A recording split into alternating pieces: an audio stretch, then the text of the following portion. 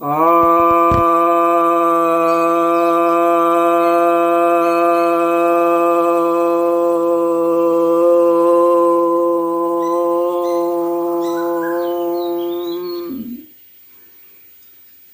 सभी भक्तजनों को सप्रेम नमन। भक्तों, आज एक ऐसे विषय पर चर्चा करने जा रहा हूँ जो इधर विगत वर्ष भर से हर कुछ दिनों के पश्चात कुछ लोग प्रश्न कर रहे हैं। हालांकि मैंने उनको उत्तर दिया है प्रश्न करते समय, परंतु मैं आप लोगों से शेयर करना चाह रहा हूँ जो हमारे भौतिक रूप से जो हमारे करीब नहीं है। और यह प्रश्न काफ़ी महत्वपूर्ण प्रश्न है और प्रासंगिक है काफ़ी आज के समय में। प्रश्न यह है, जिज्ञासा यह है कि आखिर प्रकृति हमें ये जो कोरोना जैसी महामारी लाई है, या पहले भी और महामारी लाती रही है और आगे भी लाती रहेगी, इसके पीछे आखिर प्रकृति का डिजाइन क्या है, प्रकृति की मनसा क्या है, ये क्यों ऐसा होता है। तो पहली बार यदि आप इस जिज्ञासा को सुन रहे होंगे तो अजीबोगरीब लग सकता है। कुछ लोग कहते हैं भगवान की यही इच्छा है, कुछ लोग कह रहे हैं कि मनुष्यों ने बहुत पाप कर लिए हैं, इसके कारण उसको भोगना पड़ रहा है। कुछ लोग कह रहे हैं मनुष्यों ने बहुत अन्याय किए हैं अन्य प्राणियों पर, इसलिए भोगना पड़ रहा है। कुछ लोगों ने कहा कि मनुष्यों के बहुत लोभ बढ़ गए हैं, इसलिए कुछ लोग कह रहे हैं कि मनुष्यों के जीवन को संतुलित करना है, यहाँ संसाधन कम है, मनुष्य की आबादी बहुत बढ़ रही है, उसको कंट्रोल करने के लिए यह प्रकृति कर रही है। तो कई तरह की बातें उठ रही हैं।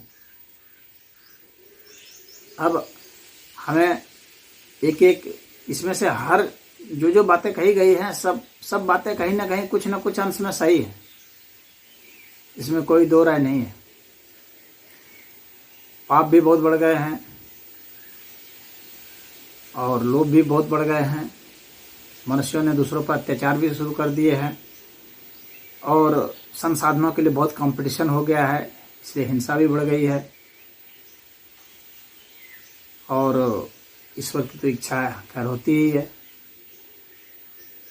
और प्रकृति की भी अपनी एक डिजाइन है, प्रकृति का एक नियम है, सिद्धांत है, सिस्टम है। उस सिस्टम के तहत हर प्राणी को वर्क करना है। तो बहुत ज़्यादा इधर की बातों को नहीं जान करके हम देखते हैं कि आखिर हमारे जो अंग खराब होते हैं, जैसे मान लीजिए कि अभी ये कोरोना वायरस आया, ये फेफड़े पर प्रभाव डाल रहा है। फेफड़े पर ही क्यों डाल रहा है? इसके पीछे कारण है कि फेफड़ा कमजोर हो चुका है। हम लोगों ने इसे कमजोर बना दिया है। फेफड़ा मजबूत कब होता है? जब हम दौड़ते हैं, भागते हैं, मेहनत करते हैं, तो फेफड़ा हमारा मजबूत होता है। तो जब फेफड़ा मजबूत होगा तो हम इससे बच सकते हैं। लेकिन हम लोगों ने फेफड़े को कमजोर करने के लिए बहुत सारे उपाय कर दिए, जिसे हम आधुनिक विकास के रूप में देखते हैं।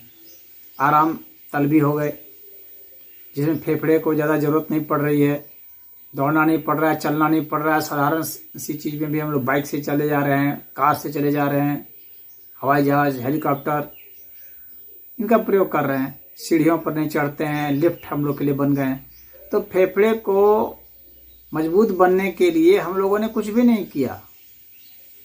हाँ, कुछ लोग जो स्पोर्ट्स की गतिविधि में हैं तो उनके फेफड़े मजबूत होते हैं, कुछ लोग जो योग करते हैं उनके होते हैं, लेकिन अधिकतर के तो ऐसे ही हैं। कुछ लोग जो डांस वगैरह करते हैं उनके भी होते हैं। तो वे भी कुछ समय बाद मान लीजिए छोड़ देंगे तो उनका वैसा हाल हो जाएगा। तो फेफड़े को मजबूत करने के लिए हम लोग को वर्क करना चाहिए, वैसी स्थिति पैदा करनी चाहिए। यहाँ पर मैं सिर्फ एक उदाहरण ले रहा हूँ। मेरा यह मतलब नहीं है कि सिर्फ फेफड़े के लिए करें। मेरा मतलब है कि अपने शरीर के सभी अंगों के लिए हम लोगों को मेहनत करनी है, तभी हम फिट बने रह सकते हैं। और हम लोग की जो जीवनचर्या है, हम लोग का जो अब लाइफ स्टाइल जो हो गया है, सुविधा भोगी सुख भोगी हो गया है, इससे हम लोग के अंग कमजोर हो जा रहे हैं। और जब अंग कमजोर हो जाएंगे तो जीवाणु तो यहाँ पर पैदा होते ही हैं, बहुत सारे जीवाणु पैदा हो रहे हैं, वायरस हैं, बैक्टीरिया हैं, फंगी हैं, तो वे हमें प्रभाव में ले लेंगे अपने और हमें खा जाएंगे। जैसे हम किसी को खाते हैं उससे हमें खाएंगे। वे अपनी प्रजाति को बढ़ा रहे हैं, हमें अपनी प्रजाति को बढ़ाना है। तो यदि हमें अपने प्रजाति को बढ़ाना है तो हमें अपने हर तरह के चीज़ों का प्रयोग करना है। हम लोग अभी माइंड का ज़्यादा प्रयोग कर रहे हैं, ठीक है, माइंड का प्रयोग होना भी चाहिए, हम लोग माइंड में बेहतर है तो माइंड का प्रयोग करें, लेकिन माइंड का प्रयोग अपने इन अंगों को बढ़ाने के लिए भी करें। और हम माइंड का प्रयोग से अगर ये दवाओं की खोज में लगा दें और दवाएं विकसित करते रहें, किसी की कोई बीमारी आती है तो उसको हम उससे मार देंगे। मान लीजिए कि अभी कोई कोरोना आया तो उसने वैक्सीन लगा दिया तो ठीक है, वो वैक्सीन ठीक हो गया, लेकिन हम फेफड़ा तो इससे मजबूत नहीं कर पाए ना। तो इससे क्या होगा? इससे क्या होगा कि फिर कोई एक नया वेरिएंट आ जाएगा, वो कर देगा, कोरोना नहीं कोई दूसरा वायरस आ जाएगा वो कर देगा। जब तक हम फेफड़ा मजबूत नहीं करेंगे तब तक किसी न किसी प्रकार के वायरस आते रहेंगे जो हमारे पर प्रभाव डालते रहेंगे। हम कितने वैक्सीन बनाएंगे? तो हर बार कुछ लाख कुछ करोड़ लोग गंवाते रहेंगे हम लोग। और ये प्रकृति का एक सिलेक्शन प्रोसेस है कि जो कमजोर हैं वे समाप्त हो जाएंगे, जो इसमें से फिट हैं वे बच जाएंगे। चार्ल्स डार्विन ने कहा है ना, struggle for the existence and survival of the fittest. तो survival of the fittest, fit जो है वो बच जाता है। ये इवोल्यूशन का लॉ है, ये प्रकृति का एक तरह से सिद्धांत है। बिल्कुल 100% यही नहीं है, लेकिन यह बहुत कुछ है। अब सिर्फ अंग ही हमारे मजबूत हो जाएं और हमारी प्राण शक्ति घट जाए तो भी अंग काम नहीं आने वाले। हमारे अंग मजबूत हो, हमारी इम्यूनिटी मजबूत हो, हमारे प्राण शक्ति मजबूत हो, हमारे सोच मजबूत हों। सोच मजबूत का मेरा मतलब है कि ऐसे सोच वाले हम हों, हमारे व्यवहार ऐसे सोच के ऊपर आधारित हो जो सोच अकाट्य हो।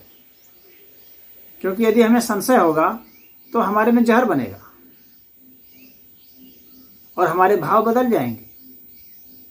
इसीलिए जो अकाट्य सोच वाले नहीं हैं, जिनके विचार ऐसे हैं जो कि कमजोर किस्म के हैं, जिसका कोई भी खंडन कर देता है, तो इसका मतलब है कि उसकी प्राण शक्ति घट जाएगी, उसकी ऊर्जा घट जाएगी, उसका लाइफ फोर्स घट जाएगा और तब उसमें जीने की संभावना भी घट जाएगी। यह मैं वैचारिक बात कर रहा हूं। हो सकता है कोई व्यक्ति वैचारिक रूप से काफी प्रबुद्ध हो लेकिन शारीरिक रूप से कमजोर हो तो वो भी मारा जाएगा। हो सकता है उसे बीमारी नहीं मारे, उसे आदमी ही मार दे। यह भी प्रकृति की ही प्रक्रिया है जिसमें आदमी आदमी को मार देता है। तो आपको हर दृष्टि से अपने को मजबूत करना है, सिर्फ एक चीज से नहीं। ऐसा नहीं सिर्फ अपने हाथ मजबूत कर लिया या सिर्फ दिमाग मजबूत कर लिया। आप दिमाग मजबूत करके धन कमा लिए, कोई एक आया आपको पिक्चर हटा दिया, आपके सारे धन को लूट लिया। तो आपके पास शारीरिक बल भी होना चाहिए, आत्मिक बल भी होना चाहिए, मानसिक बल होना चाहिए। हर तरह के बल को आप मजबूत करें।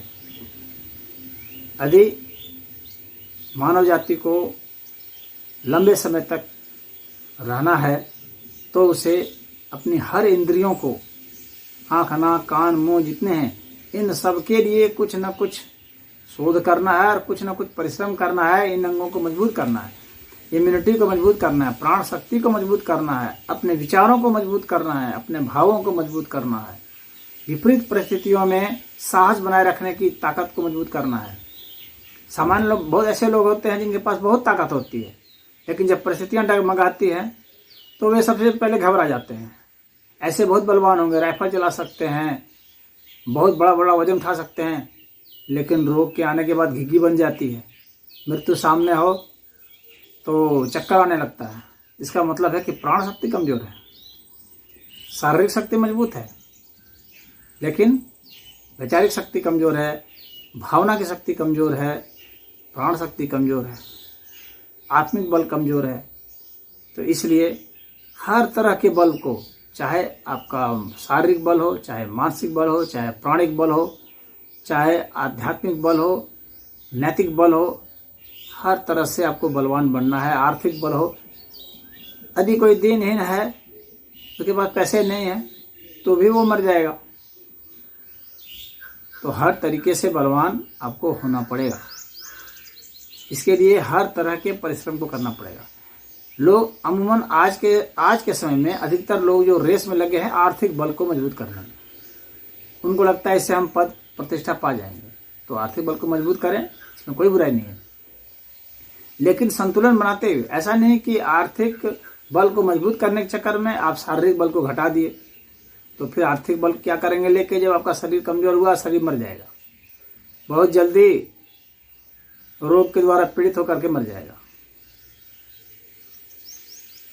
तो जिंदगी के जो सबसे श्रेष्ठ पहलू हैं, जिन लोगों ने जो श्रेष्ठ खोजा है, वैज्ञानिकों ने जो श्रेष्ठ खोजा है, साधु संतों ने जो श्रेष्ठ खोजा है, दार्शनिकों ने जो श्रेष्ठ खोजा है, विचारकों ने जो श्रेष्ठ खोजा है, अर्थशास्त्रियों ने जो श्रेष्ठ खोजा है, व्यवसायियों ने जो श्रेष्ठ खोजा है, इन सभी श्रेष्ठों की जो खोजें हैं उसका एक ग्रंथ बनना चाहिए।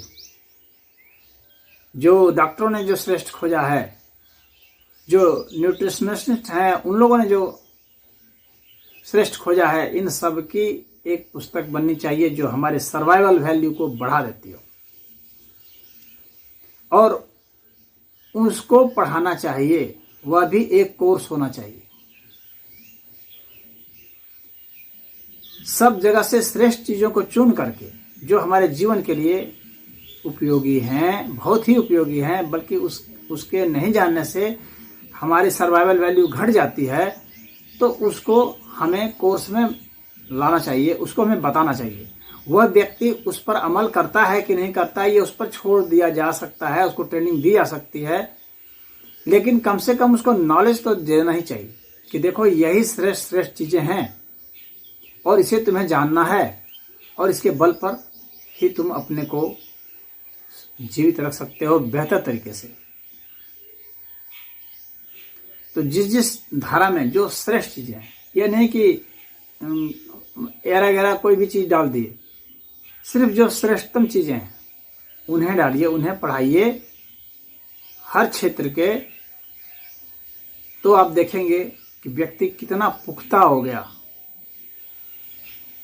और तब वह समझ जाएगा कि उसे कितने समय तक प्रकृति में रहना है, कितने समय तक काम करना है, कितने समय तक व्यायाम करना है, कितने समय तक खेलना है, कितने समय योग करना है, कितने समय ध्यान करना है, कितना पैसा खर्च करना है, कैसे मद में खर्च करना है। ये सब चीज उसको समझ में आने लगेगा। तो यह सरकार की एक बहुत महत्वपूर्ण भूमिका होगी। यदि कोई भी गवर्नमेंट इस तरह से अपने एक कोर्स को डिजाइन करती है, अपने एक सब्जेक्ट को डिजाइन करती है, जैसे हम हिस्ट्री पढ़ाते हैं, जैसे हम केमिस्ट्री पढ़ाते हैं, फिजिक्स पढ़ाते हैं, मैथमेटिक्स पढ़ाते हैं, उसी तरह से यह भी एक जरूरी है कि हम अपने बच्चों को शिक्षा दें कि हम बेहतर कैसे जी सकते हैं, हमारी सर्वाइवल वैल्यू कैसे बढ़ेगी। तब हमारा समाज बच सकेगा। अन्यथा ऐसी ऐसी महामारियां आती रहेंगी और बिगड़ा आती रहेंगी, क्योंकि हम जितने सुविधाओं की ओर भाग रहे हैं, हम उतने कमजोर पड़ते जा रहे हैं और उतने कलुषित होते जा रहे हैं। अब सिगरेट पिएंगे तो फेफड़ा खराब होगा ही, गांजा पिएंगे फेफड़ा खराब होगा ही। अब ऐसे खराब फेफड़े में कितनी भी दवा डालो क्या फर्क पड़ रहा है, उसको तो मरना है। शराब पिएंगे लीवर खराब होगा ही, शराब पीने का कल्चर बना दोगे तो लीवर खराब होना है, उसको फिर मरना है। तो क्या चीज हमारे लिए फायदेमंद है, क्या चीज नुकसानदायक है, किस स्तर तक, ये सब जो है उसको बहुत प्राथमिक स्तर पर बताना है। यह नहीं कि उसे रिसर्च स्तर पर नहीं बताना है। रिसर्च स्कॉलर ने जो भी खोज निकाला है उसको हमें पहले बताना है, और जब हम पहले बताते हैं कि उसके माइंड में सेट हो जाता है। एक छोटे बच्चे को जब हम कोई ऐसी बात बता देते हैं तो वह उसे बहुत अच्छी तरीके से समझ सकता है। जब बड़ा हो जाएगा तब वो क्या समझेगा, तब तो वो अपने अनुभव से कुछ समझेगा या तो फिर मर जाएगा। तो हम किस चीज़ का कैसे उपयोग कर सकते हैं, बेहतर क्या है, इसका एक सिलेबस होना चाहिए और उसको स्कूल में पढ़ाया जाना चाहिए। हम अपने सारे अंगों के लिए कुछ न कुछ अवश्य ही करें और जो श्रेष्ठ है उसी को करें। कुछ न कुछ से मेरा मतलब है जो श्रेष्ठ चीज़ें हैं, और श्रेष्ठ चीज़ें क्या हैं यह सरकार जो पता लगाए, रिसर्च स्कॉलर पता लगाए और उसको बताए।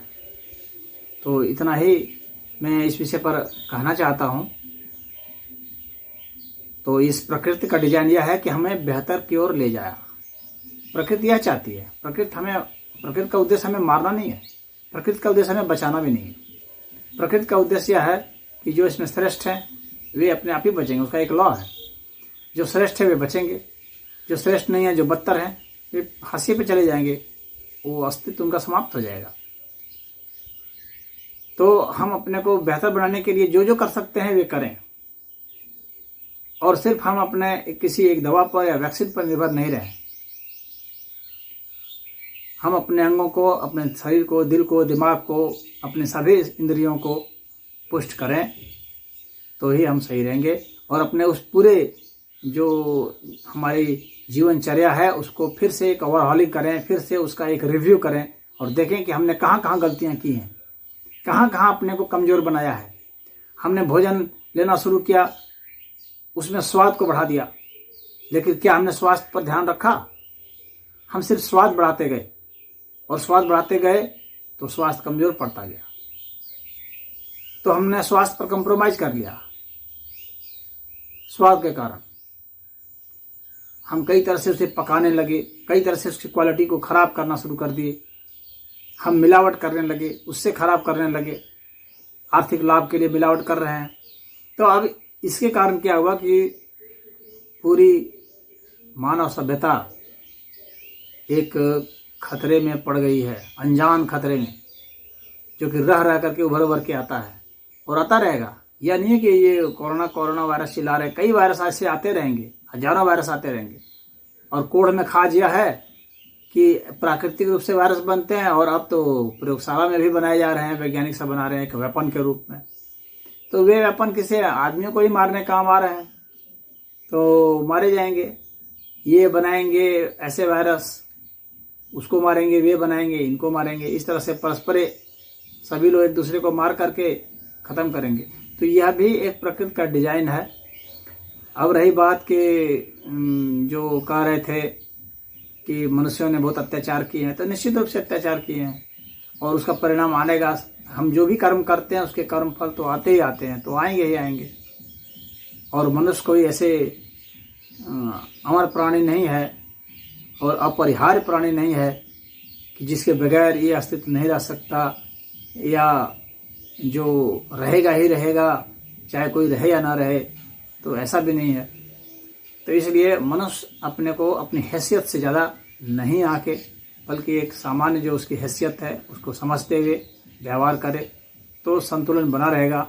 जियो और जीने दो का जो सिद्धांत है उस पर अमल करे। और जो शोध अब तक के लोगों ने किए हैं, जो श्रेष्ठ सिद्ध हुए हैं, प्रमाणित हुए हैं, उनको सभी लोग अपनाएं, बिना किसी भेदभाव के, बिना धर्म के, बिना संप्रदाय के, बिना जाति के, बिना लिंग के और बिना देश की भावना के। श्रेष्ठ चीज़ें सबके लिए हैं। आनुभद्रा रीतभायन्तु विश्वतः, वेद में कहा गया है कि जो श्रेष्ठ विचार हैं उसको सभी दिशाओं से आने दो। तो श्रेष्ठ चीज़ों को सभी दिशाओं से आने दें और देखेंगे कि आपकी सर्वाइवल वैल्यू अपने आप ही अपलिफ्ट हो गई है, बढ़ गई है और आपको कोई पैनिक होने की ज़रूरत नहीं पड़ रही है। आप आराम से मुकाबला कर पा रहे हैं। ओम।